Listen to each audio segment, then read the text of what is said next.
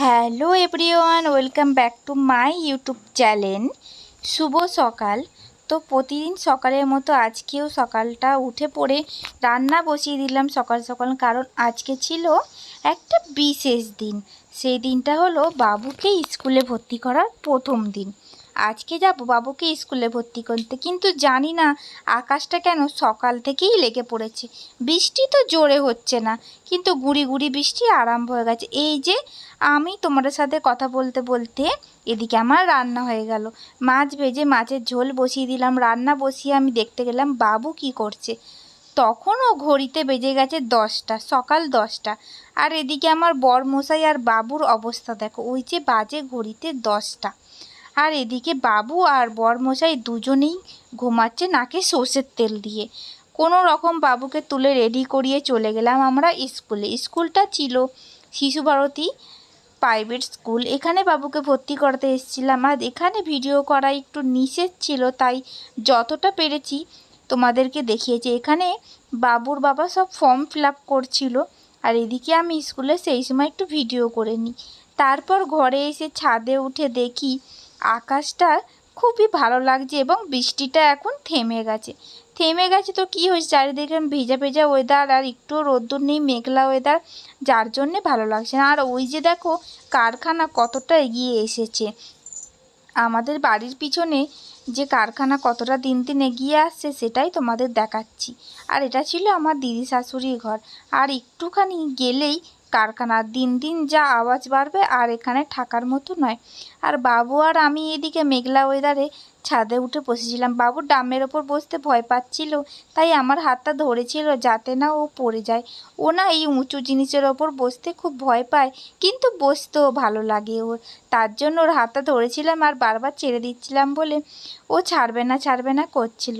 তারপরে হয়ে গেল একটু একটু সন্ধে। তো বাবুর যেহেতু নতুন বই খাতা, ওর পড়ার দিকে আগ্রহটা অনেক বেশি ছিল, তাই কালকে যে প্রথম স্কুল যাবে, তাই স্কুলের যা যা কাজ ছিল সেগুলোও করে নিচ্ছিল।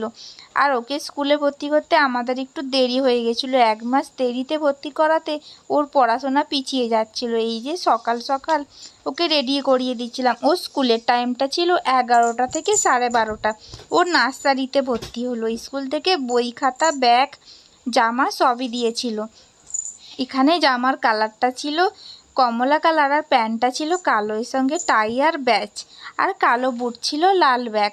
বাবু এদিকে রেডি হয়ে নিয়েছিল, আর বাবুকে খুব আমি আজকে আদর করে দিচ্ছিলাম। কেন জানি না আজকে মনটা খুব দুঃখ দুঃখ লাগছিল, কারণ বাবু আজকে আমাকে ছেড়ে প্রথমবার স্কুলে যাবে। আর এদিকে বাবু রেডি হয়ে বাইরে তাকিয়েছিল, কারণ বৃষ্টিটা থামছিল না। ও ভাবছিল যে প্রথমবার স্কুলে হয়তো যাওয়া হবে না। কেন জানি না ও সকাল থেকে অনেকই চুপচাপ ছিল। আর সত্যি কথা বলতে প্রথম স্কুল যেতে সবারই ভয় লাগে। এটা ছিল স্কুলের গলি, স্কুলটা ছিল রোডের ধারে নয়, গলির ভেতরে, যার জন্যে আমাদের মতো মায়েদের অনেক সুবিধা হয়েছিল, কারণ রোডের ধারে স্কুল মানেই একটু ভয়। এখানে বাবু দাঁড়িয়ে আমার সাথে অনেক কথা বলছিল। তারপর কথা বলা শেষ করে চলে গেলাম স্কুলের দিকে। ওর হাতে খাতাগুলো ছিল ওর স্কুলে প্রত্যেক দিনের হোমওয়ার্কের খাতা। সেগুলো জমা দিতেই ও দুটো নতুন বন্ধু পেয়েছিল, তাদের সঙ্গে চলে গেল স্কুলের ভিতরে। স্কুলের ভেতরে মায়েদের ঢোকা যাবে না, তাই বাইরে থেকেই ওকে টাটা করে দিলাম। বুকের ভেতরটা জানি না কেন এমন করছিল, ওর জন্যে খুব কষ্ট হচ্ছিল।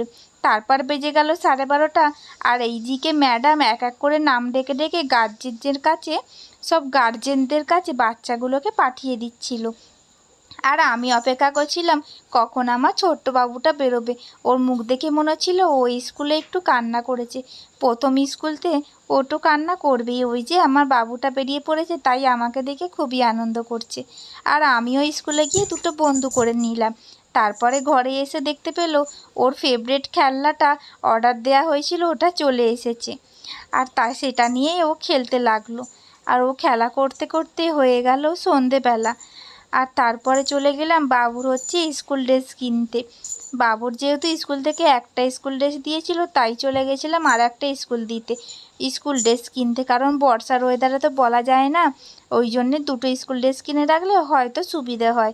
তার জন্যে এমন ভিডিও দেখার জন্য চ্যানেলটা সাবস্ক্রাইব করে দিয়ে ভিডিওটা লাইক করে দাও। বাই বাই বন্ধুরা।